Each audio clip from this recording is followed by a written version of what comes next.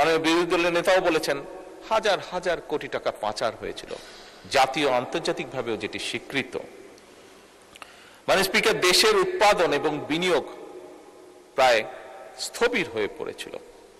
Inflation বা মূল্যস্ফীতি কি অবস্থায় পৌঁছে গিয়েছিল আজ থেকে 2-2.5 বছর আগে, সেটি বোধহয় আমরা সকলেই হাড়ে হাড়ে টের পেয়েছিলাম।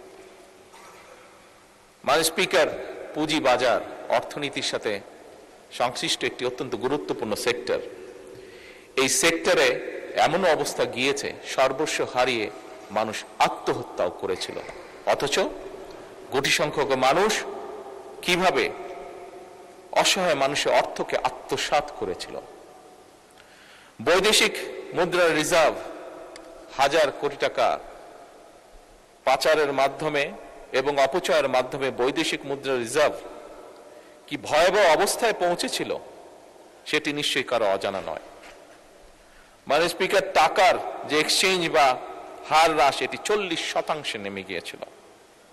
এর বাইরে আমরা দেখেছি সেই সময়, যদি আমরা উল্লেখ করে থাকি, কম বেশি অনেকেই বলবেন, অনেকেরই ধারণা আছে, বেশ কিছু প্রজেক্ট যেটিকে বলা যায় ভ্যানিটি প্রজেক্ট, এই প্রজেক্টগুলো গ্রহণ করার মাধ্যমে অহেতুকভাবে দেশি বিদেশি ঋণ গ্রহণ করা হয়েছিল, যা এখন জাতির উপরে বোঝা হয়ে দাঁড়িয়েছে। এখান থেকে রেভিনিউ কালেক্ট হয় না, ফলে বাড়তি বাইরে থেকে টাকা দিয়ে এই বৈদেশিক ঋণগুলোকে শোধ করতে হচ্ছে, এবং শুধু অল্প সময় না, লম্বা একটি সময় ধরে আগামীতে হয়তো জাতিকে এই বোঝা টানতে হবে। মাননীয় স্পিকার, আমরা এই সংক্ষেপে যে সংকটের কথা আমি বললাম, এই সংকট আছে, আমরা সংকটকে অস্বীকার করতে চাই না, অস্বীকার করে আমরা সংকটকে অস্বীকার করে আমরা থাকতেও পারবো না, এটি বোকামি হবে। তবে একই সাথে মাননীয় স্পিকার, সংকটকে আমরা অজুহাতও বানাতে চাই না, এবং সেজন্যই মাননীয় বিরোধী দলের নেতার সাথে আমি সম্পূর্ণভাবে একমত। আমরা জনগণকে সাথে নিয়ে রাজনৈতিক সদিচ্ছা এবং কার্যকর নীতির মাধ্যমেই আমরা যে সংকট, এই সংকটকে আমরা সফলভাবে মোকাবেলা করতে চাই। মাননীয় স্পিকার, মাননীয় স্পিকার, সরকারের যাত্রা শুরু হয়েছিল 18ই ফেব্রুয়ারি। যাত্রা শুরু করার সাথে সাথে, কাজ শুরু করার সাথে সাথেই আমাদেরকে রমজান যেরকম ম্যানেজ করতে সামাল দিতে হয়েছে, যাতে করে নিত্য প্রয়োজনীয় সকল কিছু মানুষের ক্রয় ক্ষমতার ভিতরে অন্তত থাকে যতটুকু সম্ভব।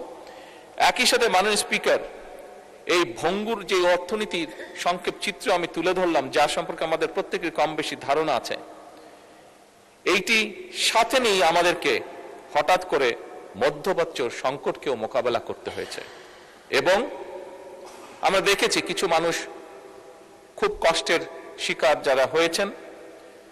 হঠাৎ করে তেলের যে সমস্যাটা সারা বিশ্বে তৈরি হয়েছিল, এবং সেই তেলের যোগান দিতে গিয়ে আমাদের অর্থনীতির উপর একটি বিশাল চাপ তৈরি হয়েছিল, এবং এই বিশাল চাপটি যে তৈরি হয়েছিল মাননীয় স্পিকার, এটি নিশ্চয়ই আমরা পত্রপত্রিকা বা সোশ্যাল মিডিয়ার মাধ্যমে দেখেছি, সাধারণ মানুষই সেটি বুঝেছেন। সেটি বোঝার জন্য কোনো বড় অর্থনীতিবিদ হওয়ার প্রয়োজন নেই। মাননীয় স্পিকার, এরকম একটি পরিস্থিতির ভিতর দিয়েই আমাদেরকে আজকের এই বাজেটকে প্রণয়ন করতে হচ্ছে, এই বাজেটকে উপস্থাপন করতে, এই বাজেটকে তৈরি করতে হয়েছে। মাননীয় স্পিকার, বিভিন্ন অর্থনৈতিক সংকট, দুর্নীতি, পাচার সবকিছুকে সামনে রেখেই এই বাজেট আমাদেরকে প্রণয়ন করতে হয়েছে। মাননীয় স্পিকার, আগেই আমি বলেছি যে আমরা একটি রাজনৈতিক দল। 12ই ফেব্রুয়ারি অবাধ এবং সুষ্ঠু নির্বাচনের মাধ্যমে বাংলাদেশের মানুষ আমাদেরকে দায়িত্ব অর্পণ করেছে, আমাদেরকে তারা দায়িত্ব দিয়েছে। তারা যাকে যেখানে, এই দেশের মানুষ যাকে যেখানে এই মুহূর্তে সঠিক মনে করেছে, তাকে দায়িত্ব দিয়ে সেখানেই তারা পাঠিয়েছে।